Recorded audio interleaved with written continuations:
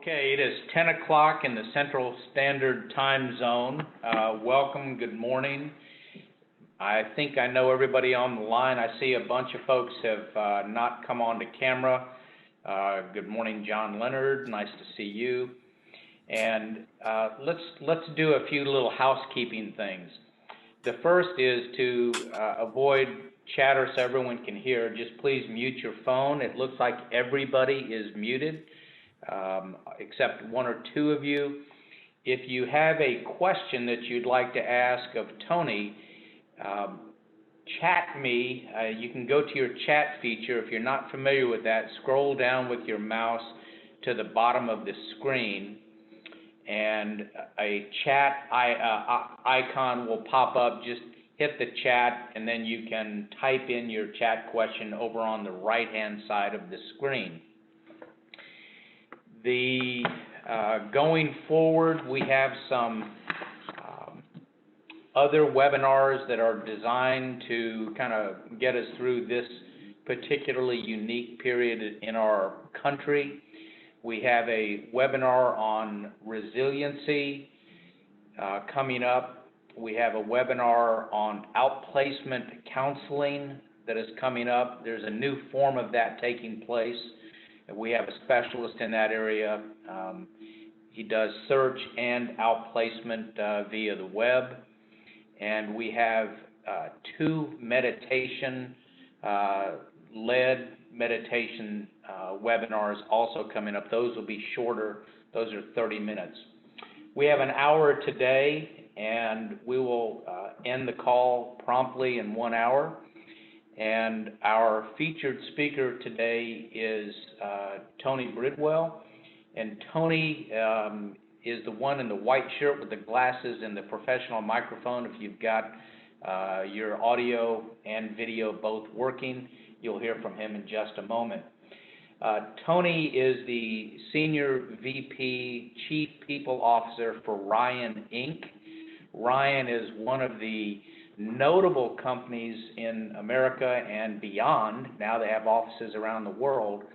Started out as a tax abatement firm and has moved into many other fields, but it has been one of the Inc. 500 fastest growing, as well as, maybe more important for our phone call, a 4-year running top 100 places to work in the United States. And of course, no one person gets credit for that, but Tony is certainly leading that effort to create a workplace culture that is recognized as a leading place to work.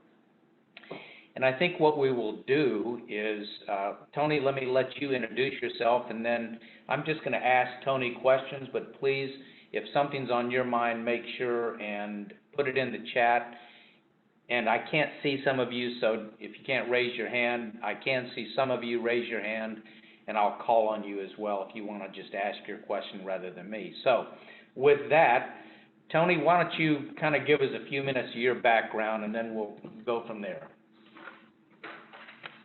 All right. Well, hey, look, Jim, I appreciate the opportunity to be here. I see quite a few names on this list, people that I know, so I am always encouraged that when somebody knows me and they still take time to show up and listen to me, that's always an encouraging thing.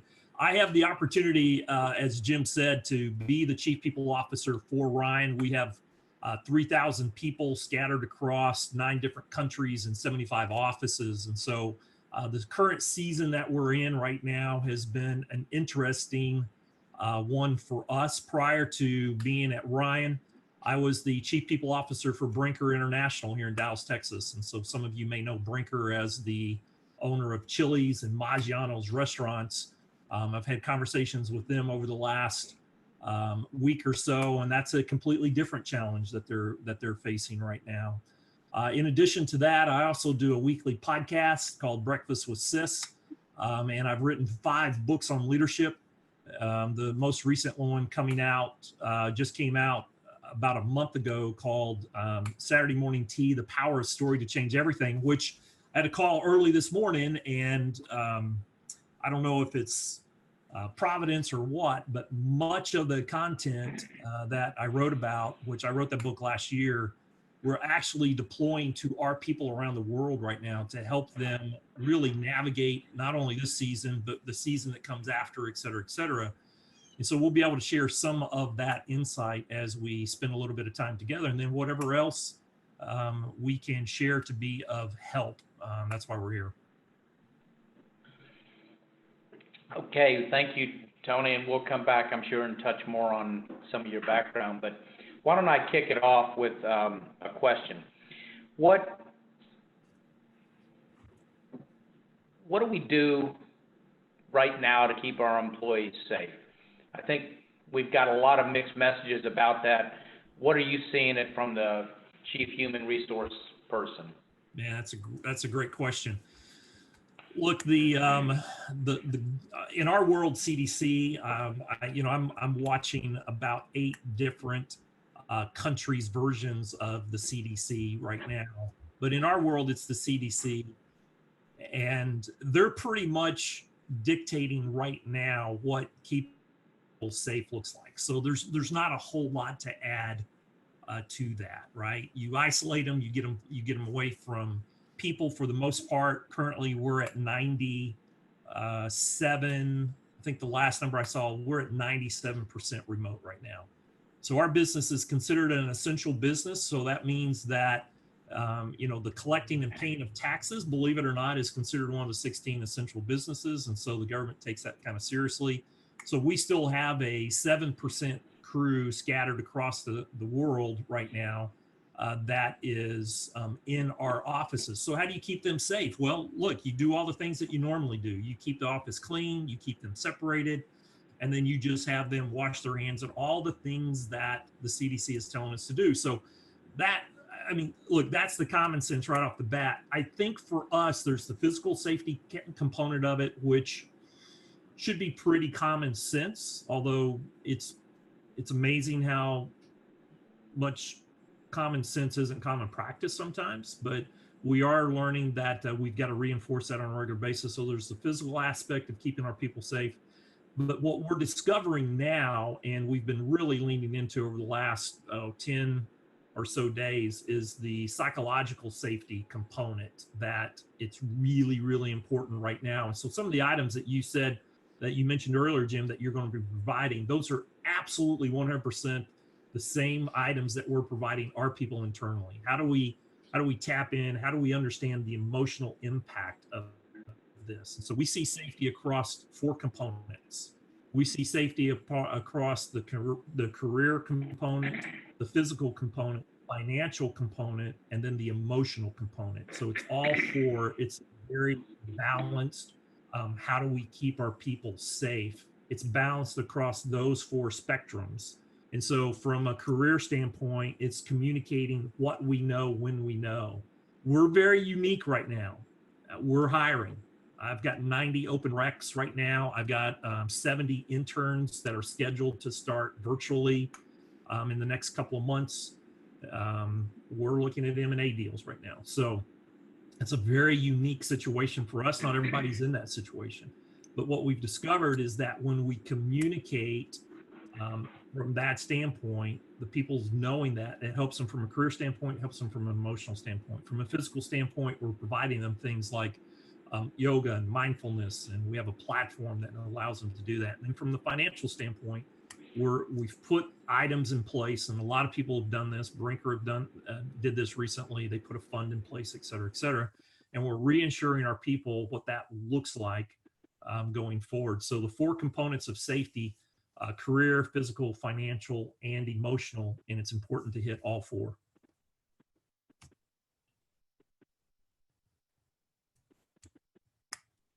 You're on mute, James. We can't hear you. Excuse me. I'm following my own rules and forgot about the mute. I just had a question come in, and so what kind of tools or resources are you guys using, or do you see out there to maintain the culture that you've created at Ryan? How do you maintain that during these, you get on the news and nothing, there's very little positive news. Yeah. What are you doing? Well, And thank you for the question. yeah, it really is a great question. This is going to surprise maybe some of you. We have encouraged all of our people right off the bat, number one, to minimize or limit the amount of social media and media that they're taking in right now. It's a little bit like too much salt or too much sugar in your diet. It will catch up to you. It's definitely having an impact from an emotional standpoint. But we put a foundation in place 3 years ago from a cultural standpoint that we have been leveraging, quite frankly, from day one of this introducing.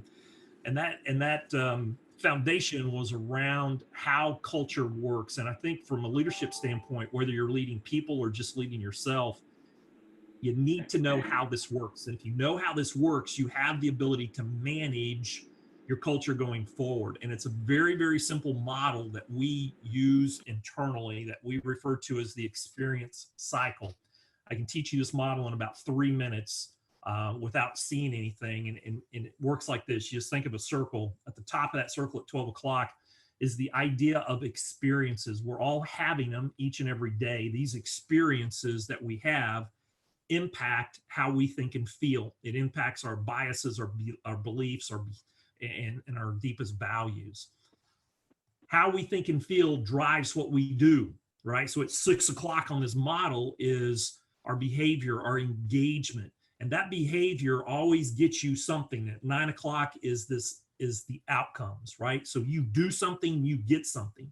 And when you get an outcome, guess what? It goes back to 12 o'clock, it creates an experience. This model, we refer to it as a day one model.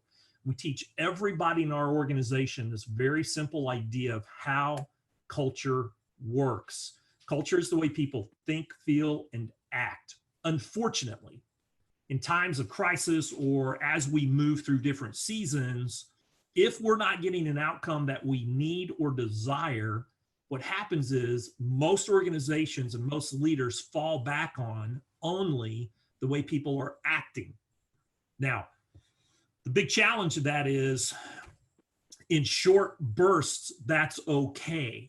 But in a long run, only focusing on the behavior or the immediate engagement of an organization, a team, or an individual will get you just that, a limited leadership inside your culture. You have to move all the way back in that model and ask yourself, how are my people thinking and feeling? And then what is the experience that's being created for them that's causing that? Some of it's pretty common sense, but we miss some of the key components of this. And this is really what we break down for them. When we create experiences for our people in our culture, remember, everybody makes up the culture, the way people think, feel, and act. And the way we think, feel, and act comes from our experiences.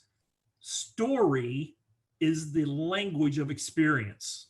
So what I mean by that is when we tell stories, that is how people get experiences. And we tell stories in 3 ways: when we show up, when we speak up, and when we sync up.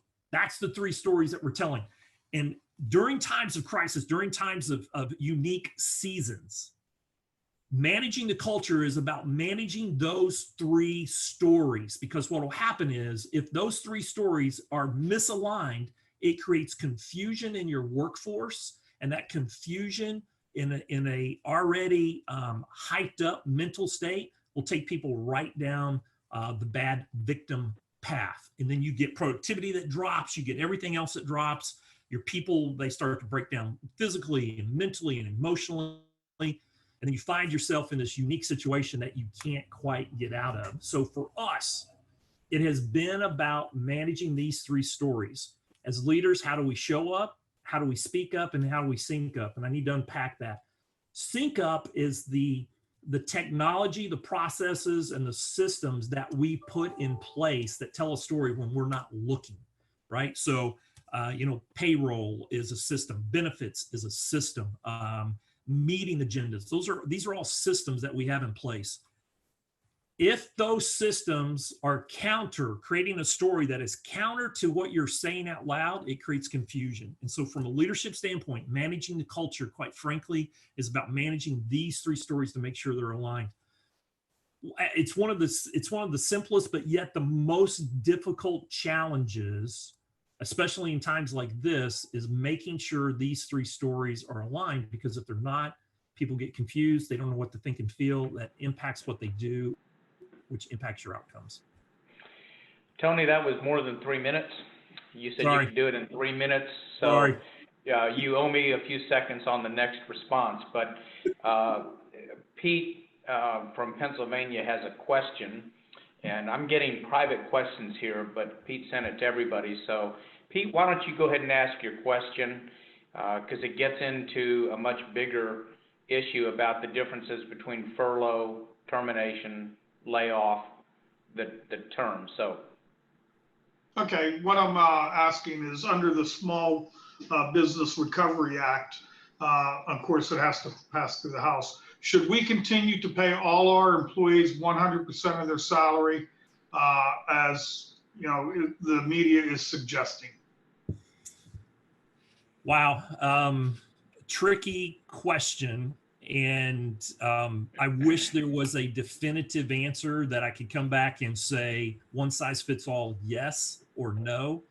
Unfortunately, in this situation, the answer is it depends. And that is not the answer that you want, Pete, but it really does depend on where you are.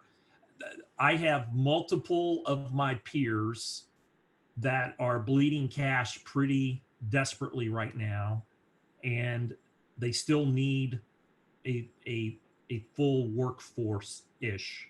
And they have gone to a reduced scope work week. And what that means is we've reduced the week, and so therefore we've reduced the pay to be comparable to that. So that certainly is one of the options and one of the plans.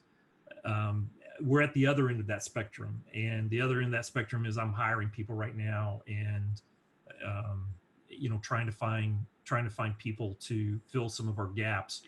I've also had people call me in the last week that they're having to reduce their force, and so there's two ends of this right here. I mean, one of my dear friends that has a workforce about the size of mine, they decided to spread it. They said if everybody takes a little bit of a hit, we don't have to lay anybody off, and no one person ends up taking a big hit. And so they did the reduced scope.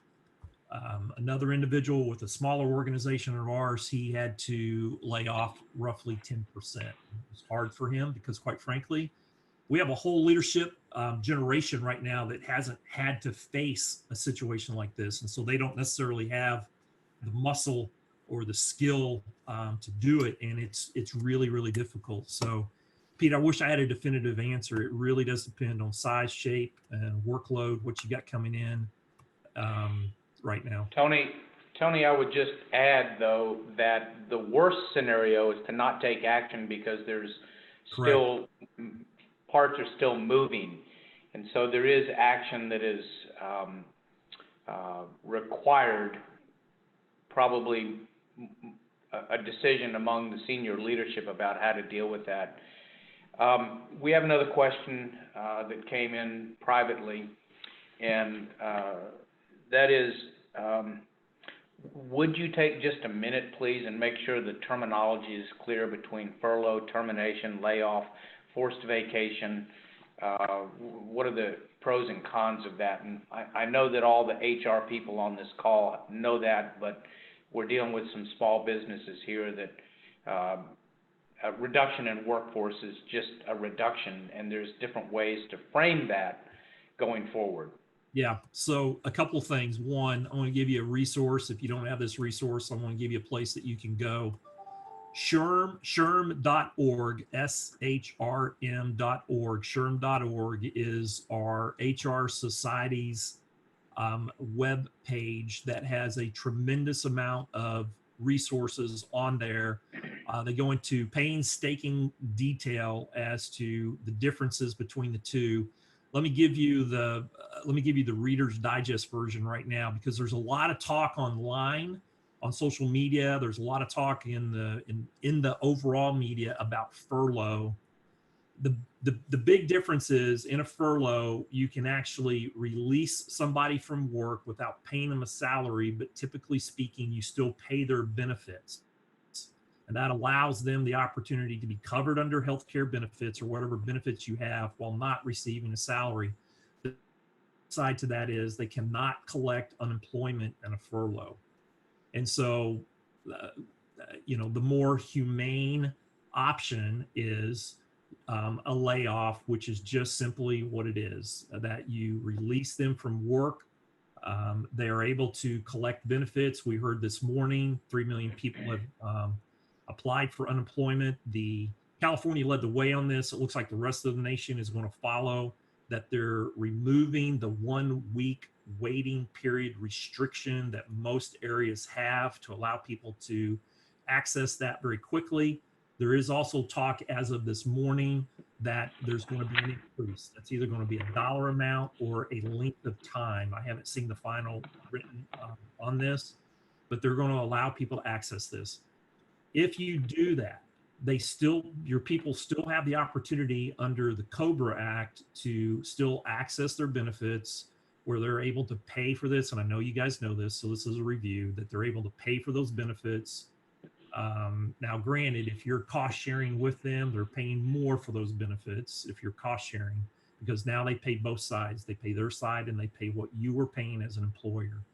So from a standpoint of furlough versus layoff, look, you have to make that decision if you want to pay for their benefits, and if they can financially make it without that because you think that the business is going to perk back up in the next couple of weeks, could be an option.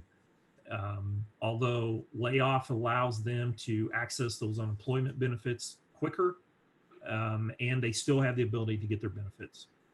SHRM.org is a great place for additional. They're constantly updating that site for all HR professionals. So you should be able to get some good information from that site. Tony, I've got a question here. One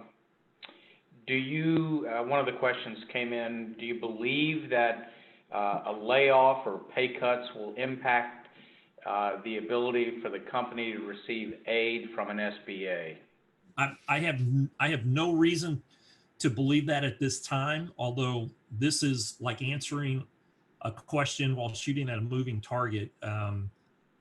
I could say I don't think that's going to be the case today. That could change tomorrow.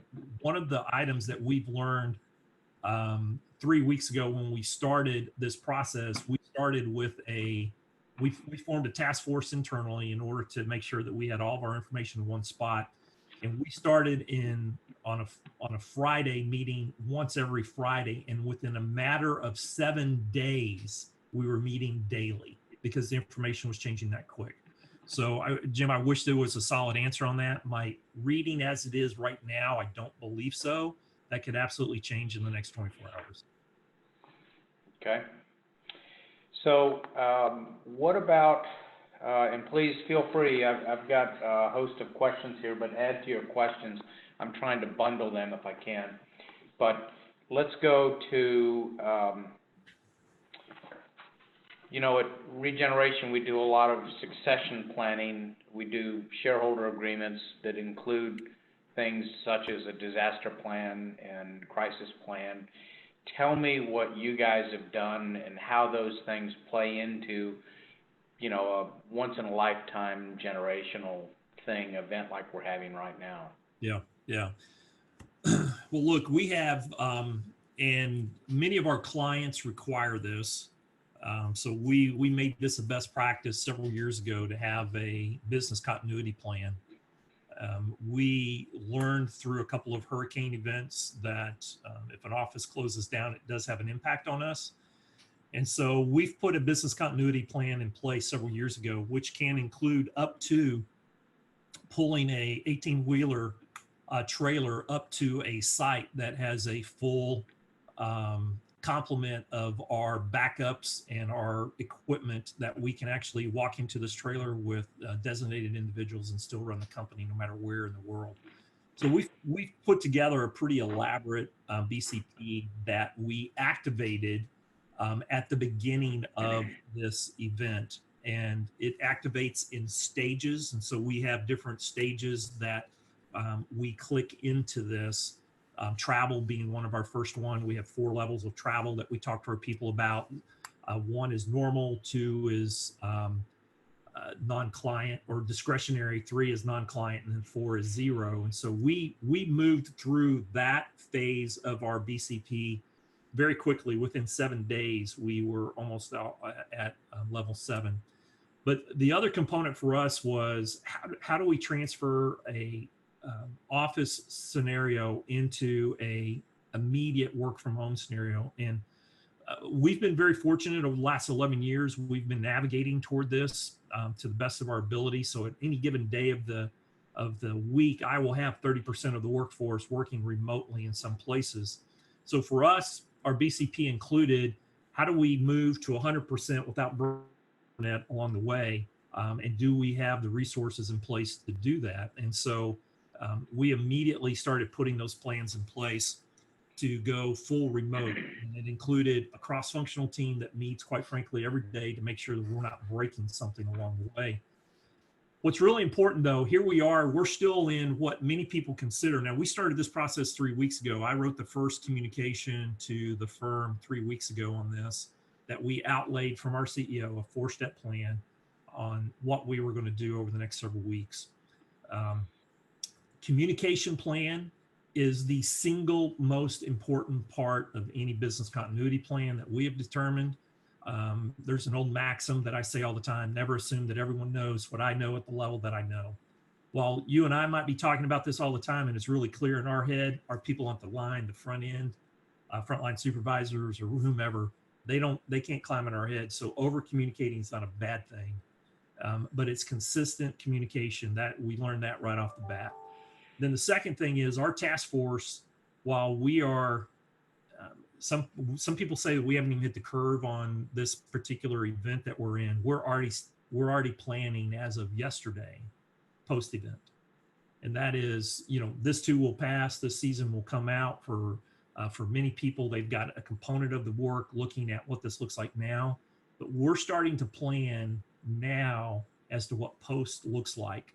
Because when we get to post, we want to be ready. We don't want to be sitting around going, now what?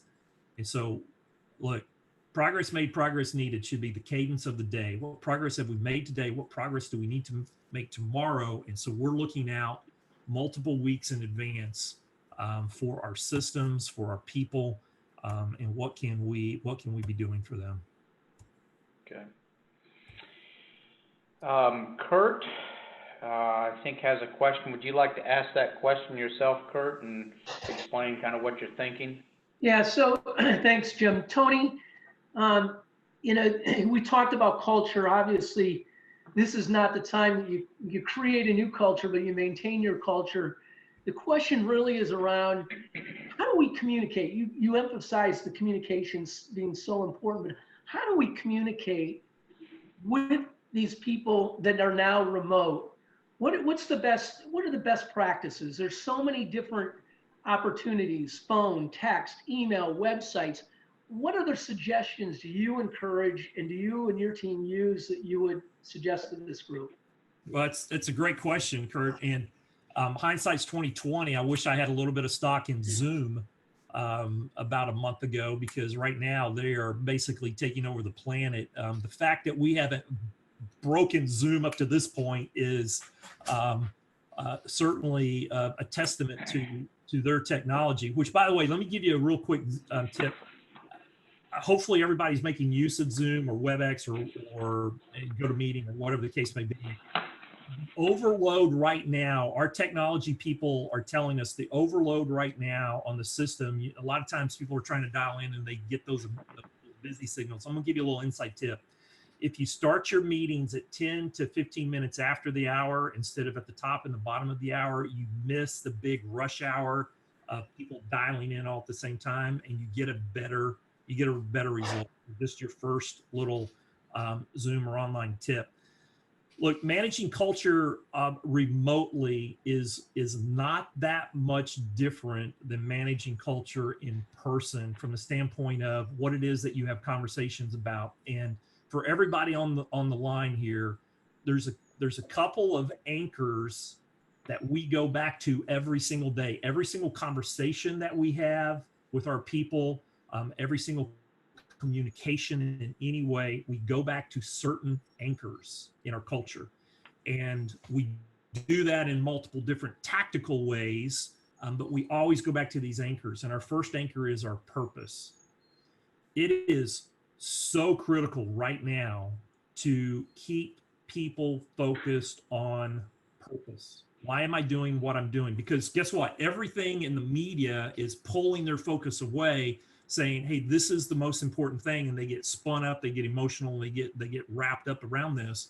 But when you bring people back to this idea of meaning and impact, it keeps them engaged. Google did an amazing study 3 years ago called Project Aristotle, where they looked at all their teams inside of Google, and they said, what makes up the most effective team? And they identified 5 aspects of that. The first being psychological safety, clarity, dependability, meaning, and impact. Those were the 5 areas. And so one of our anchors is meaning and impact, and it goes back to purpose. We have a very clearly defined purpose in our firm. We talk about it every single time we have a communication. That's number 1. Number 2 is clarity. What is it that we should be doing? Look, if I go into each of your organizations right now and ask your team members, what are the results you need to deliver this year? What would they tell me? Would they tell me tactical bullet points, say, I've got to show up, I got to do this job? Or would they say, hey, we got to grow revenue, we got to increase profit, and we have to maintain a customer service level or a quality level? What would they tell me? That's number 1, because what happens is our research has taught us, and look, a little side note on this, prior to being chief people officer, I spent nearly 15 years on the road as a senior partner for a consulting firm, dealing with culture and accountability around the world. And so I've had this conversation in 44 countries around the world to nearly 1 million people. I can promise you the research says that if you sit down and have a conversation with your leadership and you say, here's what we need to deliver, and I go into your organization and start asking people, it will be a dramatic drop in people knowing right off the bat what it is that you need to deliver. That creates confusion in your organization and creates confusion in your culture. Here's one of the biggest hidden enemies inside all of our organizations when it comes to culture. We confuse knowing with understanding. And so while I say, what are the results that you need to deliver? The first step is, does everybody in your organization know what it is we need to be doing right now? That's number 1. Number 2, what most importantly is this, do they understand how they impact that? Just because you understand how they impact that doesn't mean they automatically understand that. It is one of the single biggest gaps. And so the next part of our foundation that we always talk about when we talk about culture is, what are the results that we're needing to deliver and to ensure that people understand how they impact that? That's number 2. And then number 3 are our values. We lean into our values as much during a time of seasonal change or crisis as we do any other time of the year. We talk about our values every single day. We have 5 values. We incorporate them into every single component of what we do.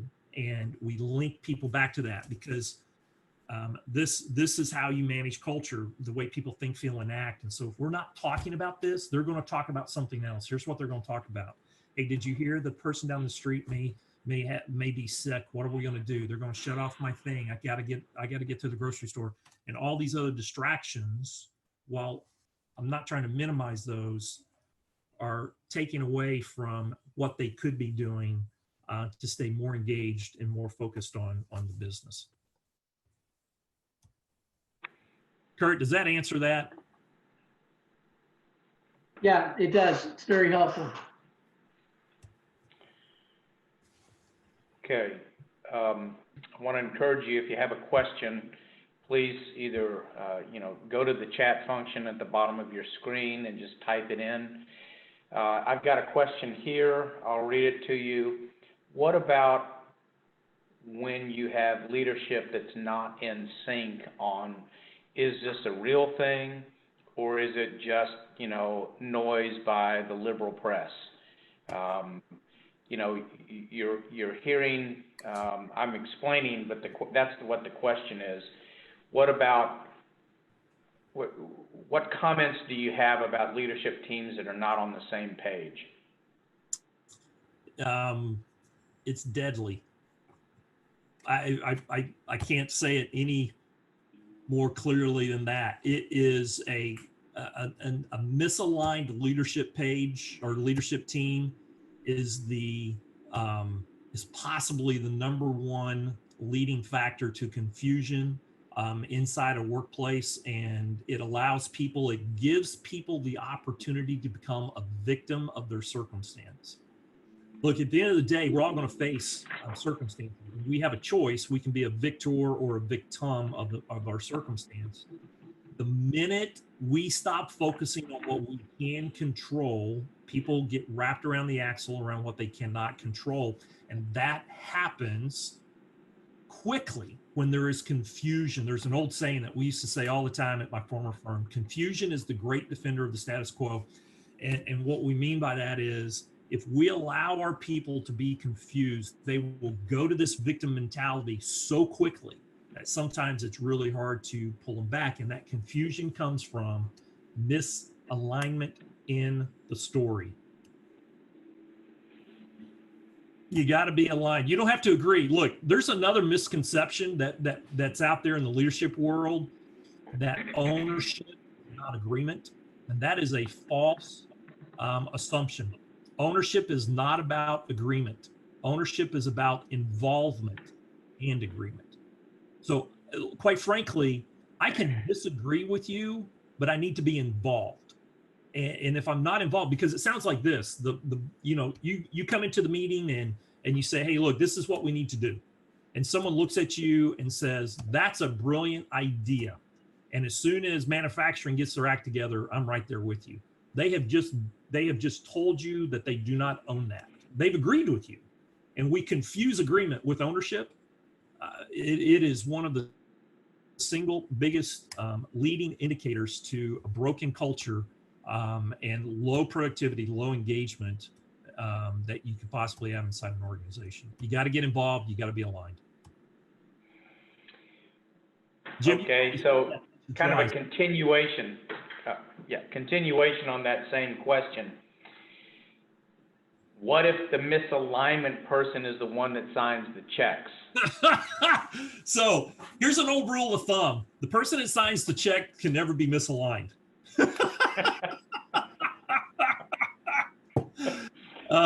Look, the person that signs the checks normally sets the direction. Right, wrong, or indifferent, it is the direction, right? If it doesn't seem to be the right direction, then there is another conversation that might need to be had along the way. But look, the person that signs the checks can be wrong all day long and lead everybody right off the cliff and still sign the checks, but in their mind, they're still right. That's a tricky one. In the consulting world, it's one of the very first ones that you have to deal with. Is this the right thing for the organization? And not everybody agrees, but at the end of the day, it's not about agreement. It's about involvement. And if people can't get behind it, then there's other conversations that ultimately need to be had. That's the world that you live in, Jim. That's yours. You get that one. Well, I would just say that is happening. There are disagreements, and not everybody is staying up on it at the same level. So some people have more information than others. That's true. And that's true.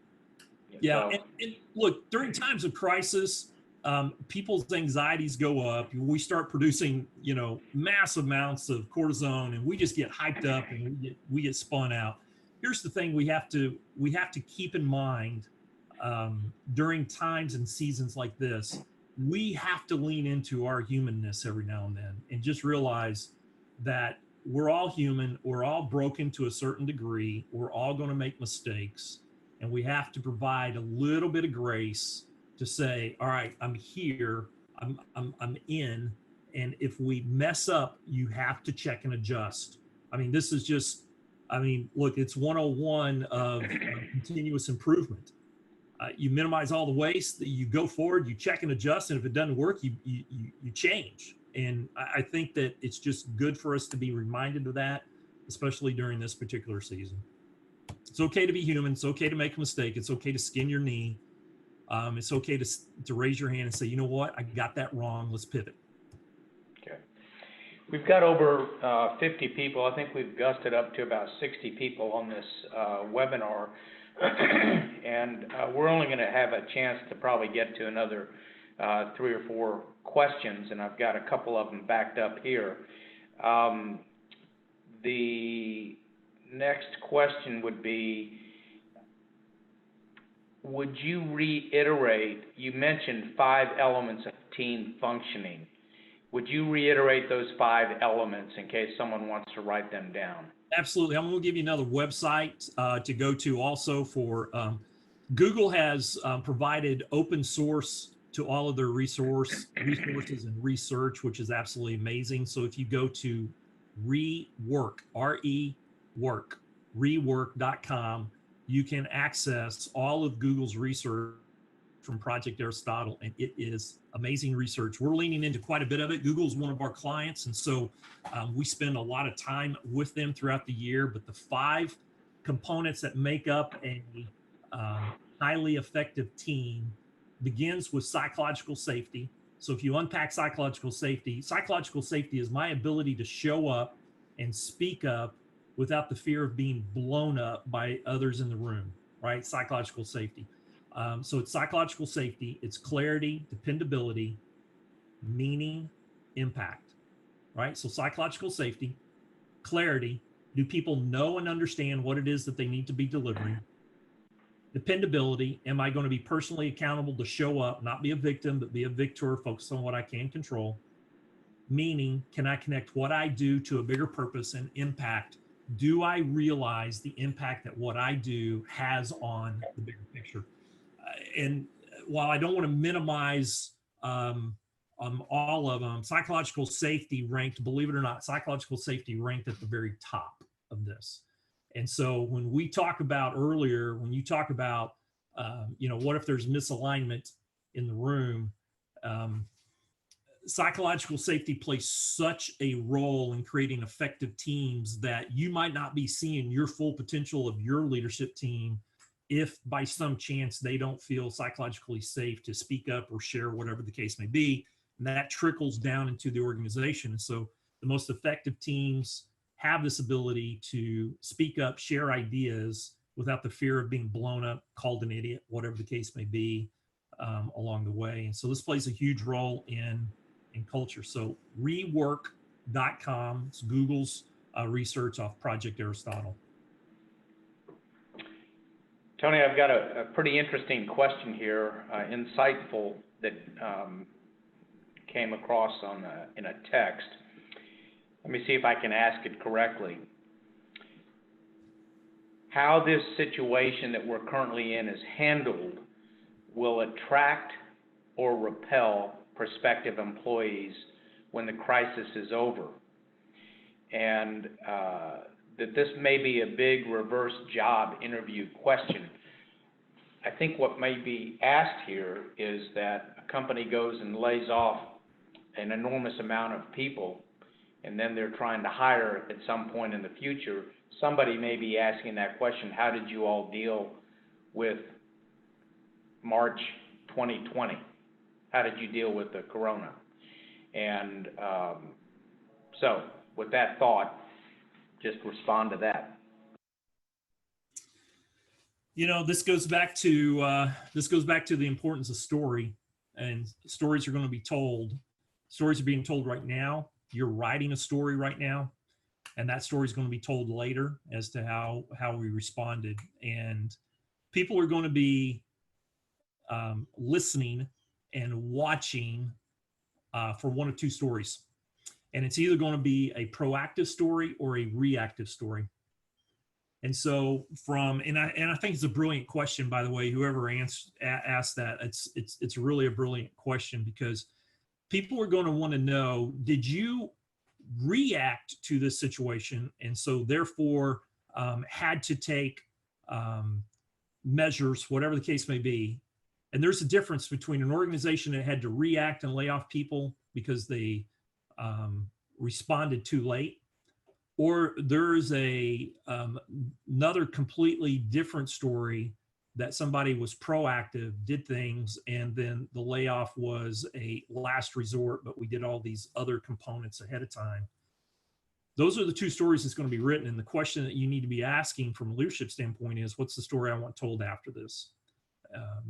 Are we being reactive, or are we being proactive in how we do this? And quite frankly, your clients, your current customers, they're going to want to know this. And people that are going to come back to you are going to want to know this. And it's important. Are you writing a proactive story or a reactive story?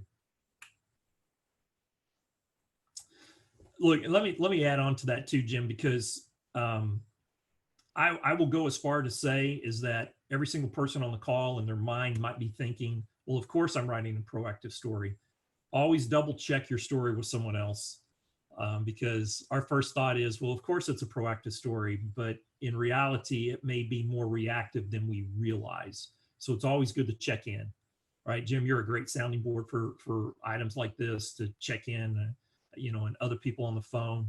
You have a personal board of directors, you have your own board of directors, but it's good to always check in, because I think our normal tendency to say, of course I'm writing a proactive story, of course we're being proactive, but are we really being as proactive as we possibly can?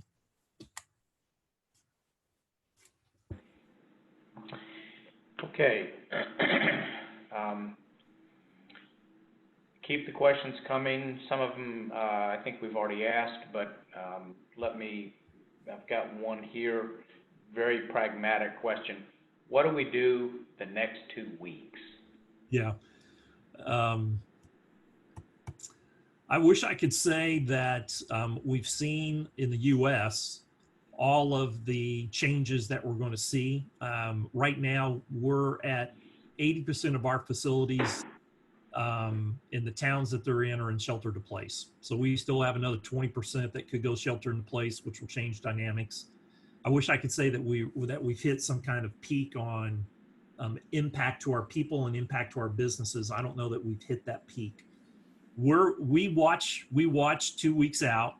Certainly, our main task force is watching 2 weeks out. And what you should do for the next 2 weeks is, one, ensure that you're aligned, ensure that you're prepared, ensure that you are protecting the people, the business, et cetera, and that you've got a group focused just on that. Look, if you put all your brain power in one bucket, you may miss some of the future.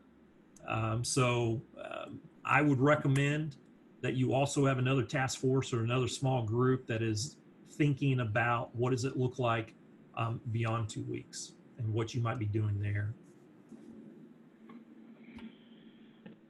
Okay. Got another one that came across in a text, and that is, how should a company position itself, the leadership of a business prepare itself? Many businesses are giving the option of, if you don't want to come to work, that's okay, you can take off. How are those people going to be viewed when everything comes back to a normal? Are we going to be discriminated? Are they going to be discriminated against?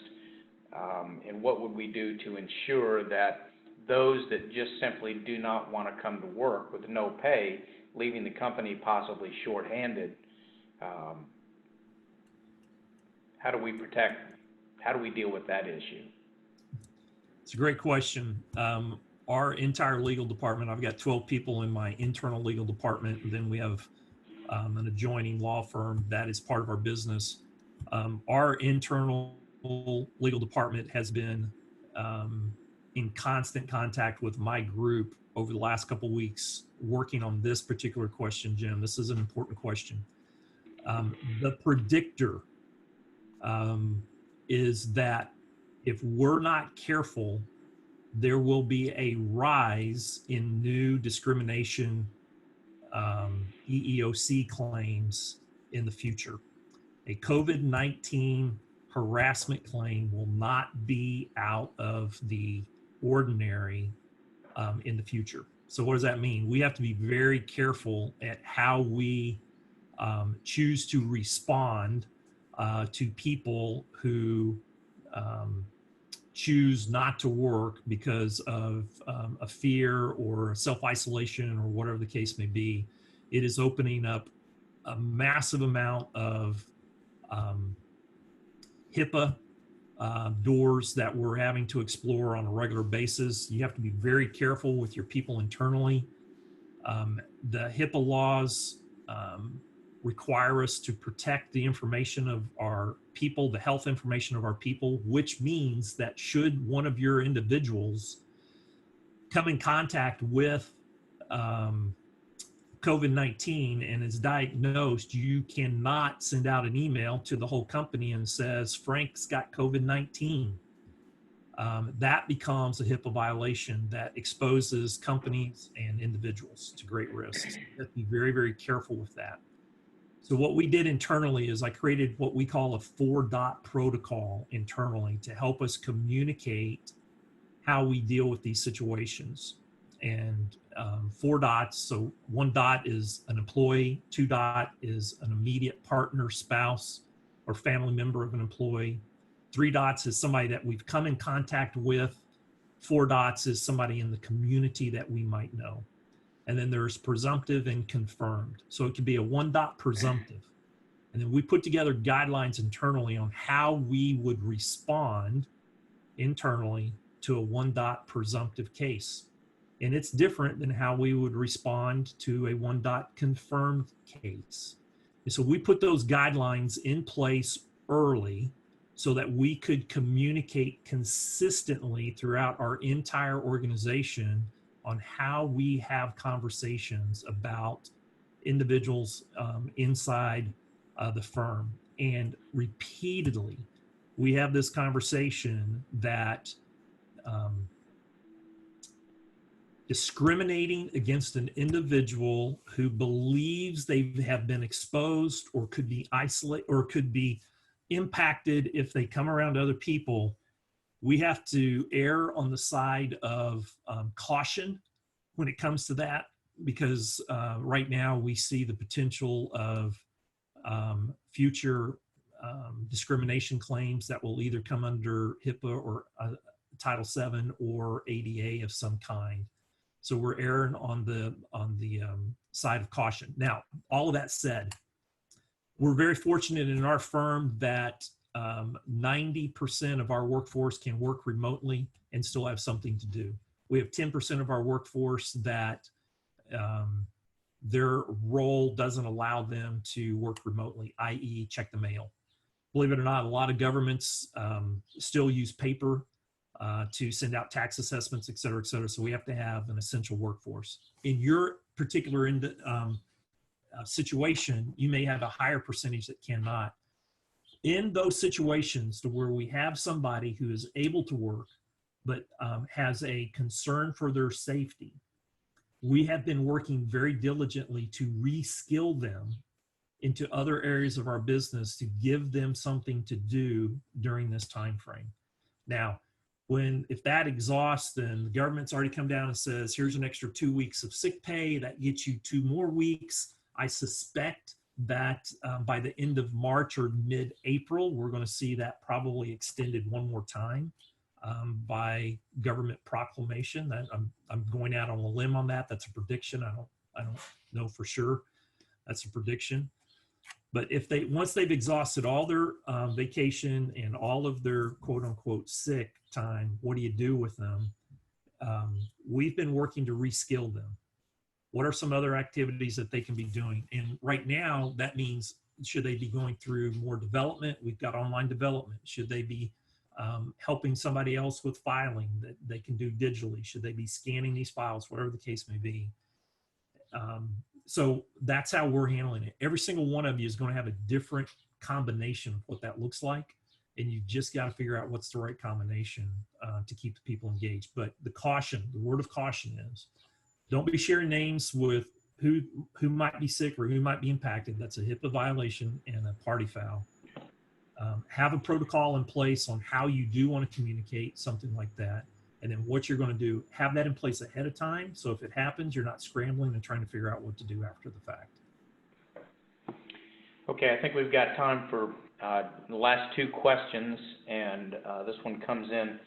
I'm going to read it to you because it's I think it says his question is very thoughtful about something we haven't really talked about yet. So let me just read it to you. When the shelter-in-place order is lifted, the virus will likely still be active in the county or the country.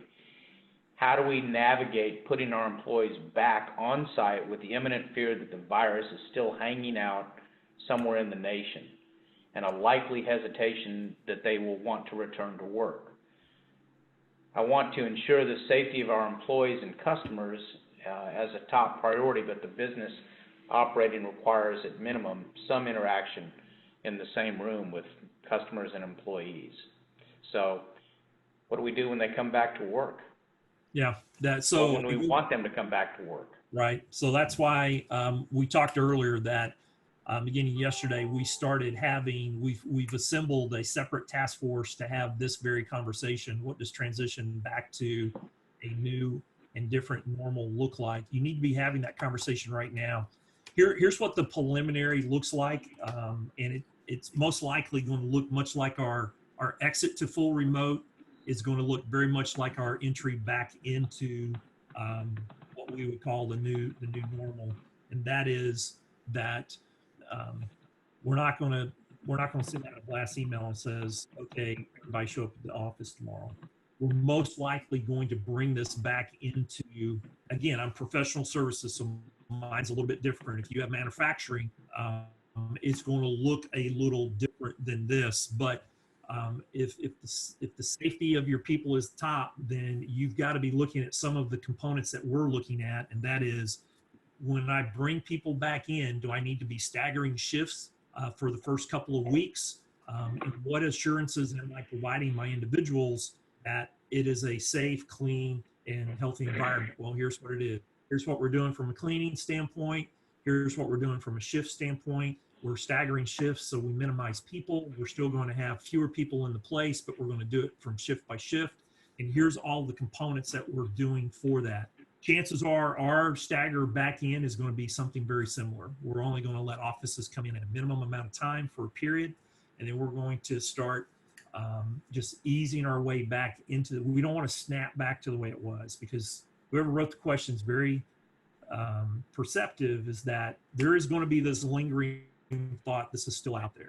Unless by the way, between now and the next 4 or 5 months, we have a vaccine that is 99% possible, and then we're going to have polio lines like we used to. Everybody's getting immunized, or however you say that word, for their COVID shot, and then that would start relieving some of the fear. But people are still going to have the fear, so you want to ensure them this is a safe, clean.